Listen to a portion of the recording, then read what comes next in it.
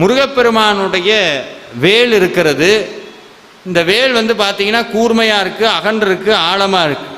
நிறையா பேர் இப்போ என்ன ஆயிடுச்சு, யூடியூப்பில் வேலை வச்சு கும்பிடாதீங்க, வேலில் எலுமிச்சம்பழம் குத்துங்க, வீட்டில் வேல் வச்சிங்கன்னா சண்டை வரும், சாமியார் ஆயிடுவீங்க, எதையாவது ஒன்று சொல்லவும் நம்மளுக்கு என்ன வந்துடுது, முதல்ல என்ன வருது, பயம் வந்துடுது.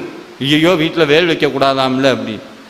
வேல் சாமி வந்து கருப்பசாமியினுடைய அருவாலை நம்ம பூஜை பண்ணுறது இல்லை, கரெக்டாக கருப்பசாமியோடையே தான் கும்பிட்றோம். அம்பாளுடைய திரிசூலத்தை மட்டும் வீட்டில் வச்சு கும்பிட்றது கிடையாது.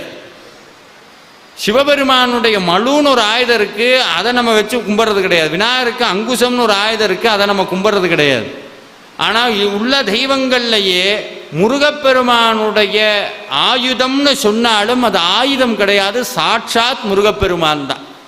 நீங்கள் சிக்கலுக்கு போனீங்கன்னா வேல் நெடுங்கண்ணி அம்மாட்டிருந்து அந்த வேலை வாங்கி கொண்டு வந்து சாமிகிட்ட வைப்பாங்க. வாழ்க்கையில் ஒரு தடவையாவது போய் பார்க்கணும்.